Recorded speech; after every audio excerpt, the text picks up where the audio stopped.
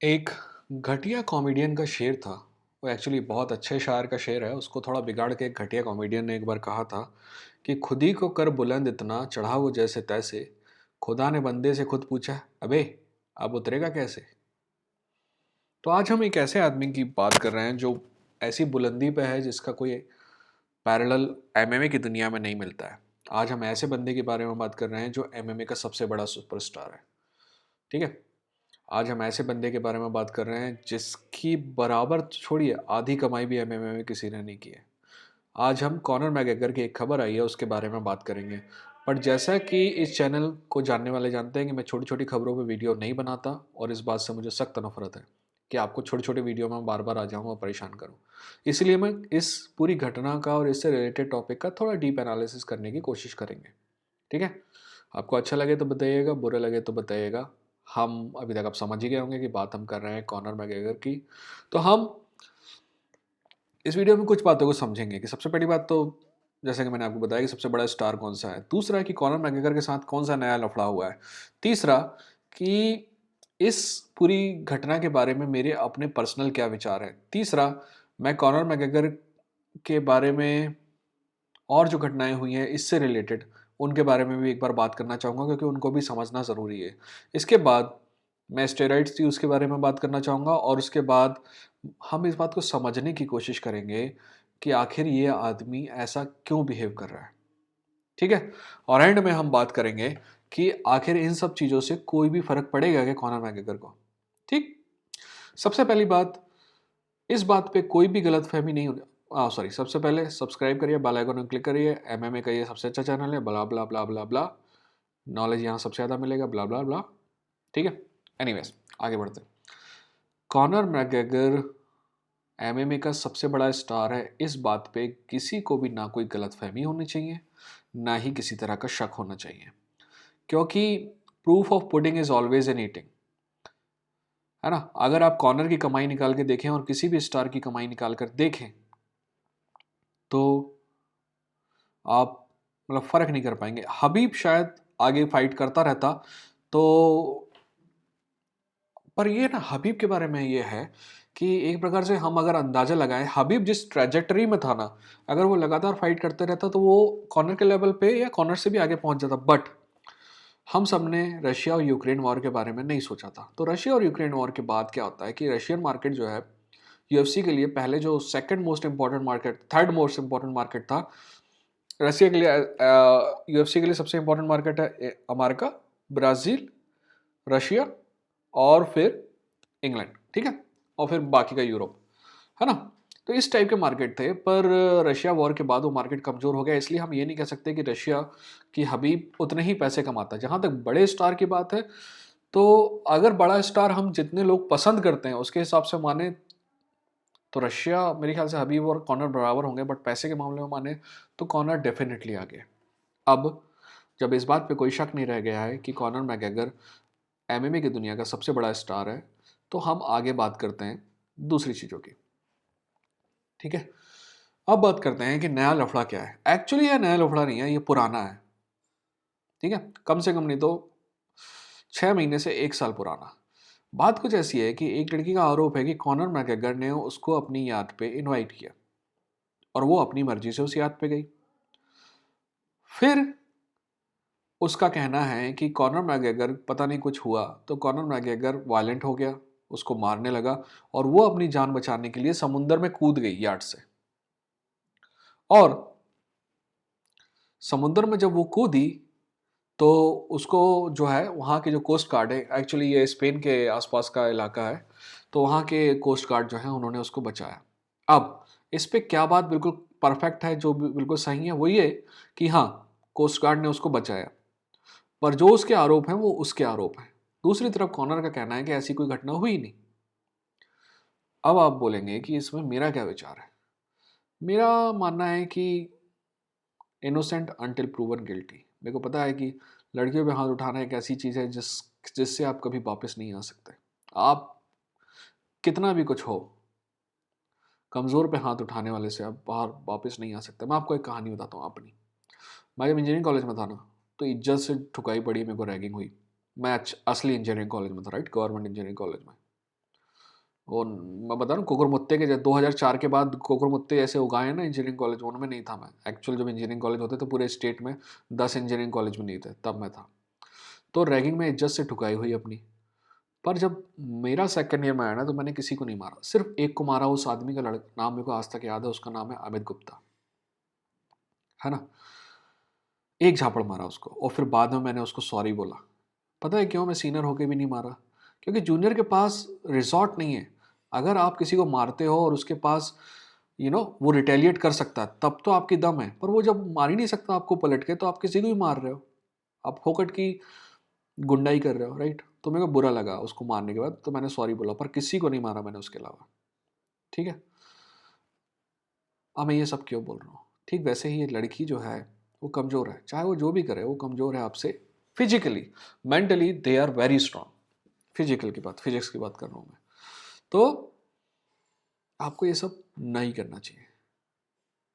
अब ये पहली घटना नहीं है, इसके पहले आपने याद है वो कैमरे वाली घटना हुई थी मेरे ख्याल से फ्लोरिडा में, जहाँ पे कोई कैमरा लेके फ़ोटो खींचने की कोशिश कर रहा था, तो कॉनर ने हाथ मार दिया था उसको। उसके बाद एक गैंगस्टर को घूसा मार दिया था, नॉकआउट कर दिया था एक बार में, वही एक बार, और बार में एक बूढ़े आदमी को मार दिया था। और एक मेरे ख्याल से एक अवार्ड शो था, तो वहाँ कैली कैली के साथ उसकी लड़ाई हो गई थी। इन सब चीज़ों से क्या साबित होता है कि ये आदमी टेम्परामेंटल है। एक बात में मैं, एक इन चारों घटनाओं में एक घटना जो वो कैमरा वाला है ना, उसमें मैं कॉर्नर के पक्ष में हूँ।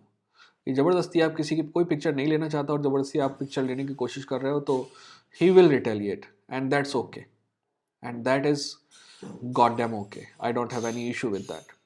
ओके, नाउ अब आते हैं कि कॉर्नर ऐसा क्यों कर रहा है। एक काम करते हैं, कॉर्नर ऐसा क्यों कर रहा है, ये सब बात करने से पहले एक और छोटा सा इशू है जिसके बारे में भी लोग वीडियो बनाते हैं, बट मैं नहीं बनाया, क्योंकि इतनी छोटी सी बात के लिए वीडियो बनाने की जरूरत नहीं थी। वो था स्टेरॉइड यूज़।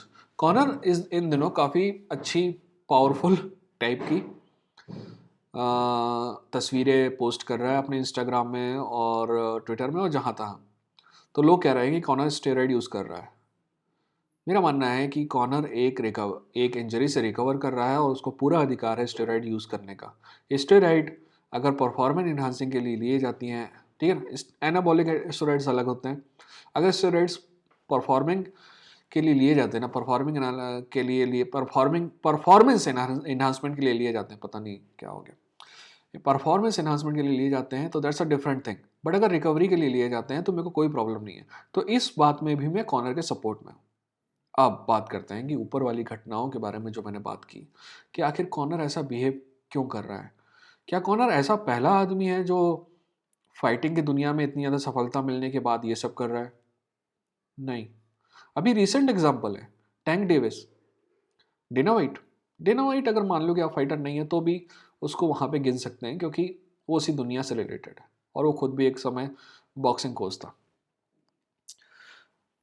एक बात है, मतलब दो बातें हैं एक्चुअली। लोग कहते हैं कि पैसा मिलने के बाद आदमी बदल जाता है। ये निहायत ही बेवकूफ़ किस्म की बात है, जिसका कोई सर और पैर नहीं है,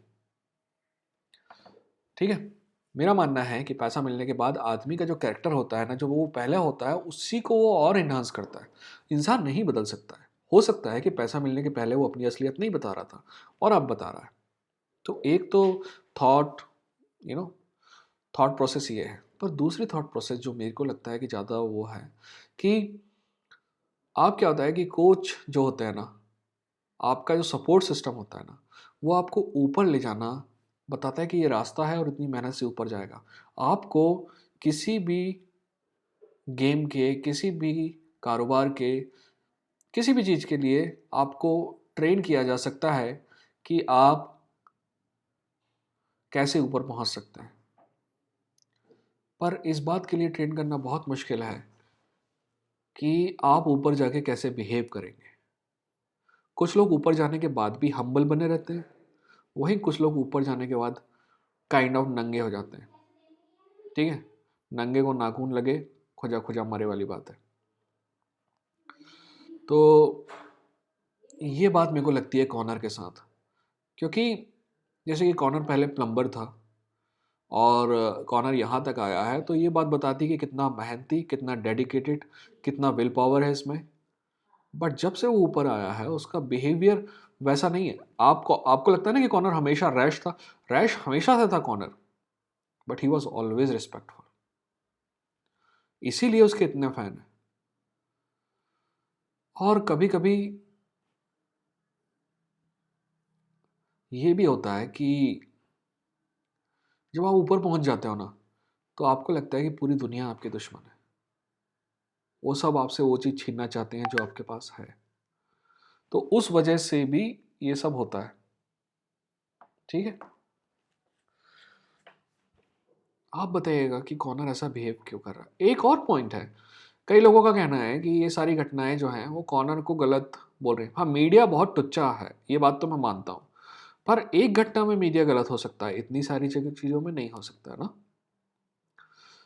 हर एक बात है यार, विथ पावर कम्स रिस्पॉन्सिबिलिटी। ना पावर बोले तो मैं पैसे की पावर की बात नहीं कर रहा हूँ। जैसे कि कॉनर एक मिक्स मार्शल आर्टिस्ट है, राइट, मार्शल आर्टिस्ट है। तो उसके पास गली चलते किसी भी लड़के लौंडे लफाटे से ज़्यादा टेक्निकल एबिलिटीज़ हैं, तो उसको वो गलत इस्तेमाल करता है, तो ये गलत है। जैसे हबीब एक कहानी बताता है कि मेरे फादर ने कहा कि आप किसी भी गली मोहल्ले के लड़के से फाइट नहीं करोगे। पता है क्यों नहीं करोगे? क्योंकि वो आपसे फाइट नहीं कर सकता, क्योंकि उसके पास वो स्किल्स नहीं है जो आपके पास हैं। यानी कि अगर आप उससे फाइट करते हो तो आप अपनी स्किल्स का गलत फ़ायदा उठा रहे हो। तो वही मेरा मानना है कि स्किल्स का गलत फ़ायदा नहीं उठाना चाहिए। तो क्या मैं कॉर्नर को नापसंद करता हूँ? No, I actually feel bad for him. वो है ना कि तुम इतना जो मुस्कुरा रहे हो, क्या कम हो जिसको छुपा रहे हो। कभी कभी ये भी होता है कि आप जब ऊंचाई पे पहुंचते हो ना, तो अपने आप को अकेला पाते हो। शायद कॉर्नर के साथ ये सब चल रहा है। पर अगर ये लड़की वाली वो सही होती है तो मेरे दिल में उसके लिए कोई इज्जत नहीं होगी। But I will wait for it. मैं क्यों वेट कर रहा हूँ? क्योंकि इसी सेम लड़की ने पहले कहा था कि ऐसा नहीं किया है। आप कह रही है कि किया है। तो मैं ये नहीं कह रहा कि लड़की झूठी है, पर मैं ये भी नहीं कह सकता कि ऑनर झूठा है। ठीक है, आप बताइएगा कि आपको ये वीडियो कैसा लगा। क्या होता है कि इंसान ना अलग अलग जगह पे जाके अलग अलग तरीके से बिहेव करता है। तो हमें जो है ना, हमेशा कोशिश करनी चाहिए कारण जानने की। ठीक है, बताइएगा वीडियो कैसा लगा। ये था इंडियन फाइट जंकी। बने रहिए इस चैनल के साथ, सब्सक्राइब करिए, बेल आइकन को क्लिक करिए। अपनी ज़िंदगी में कुछ अच्छा हो रहा हो तो ज़रूर शेयर कीजिएगा, मुझे अच्छा लगेगा जान के। अपना ख्याल रखिए, अपनों का ख्याल रखिए। यह था इंडियन फाइट जंकी। लड़ेंगे, जीतेंगे।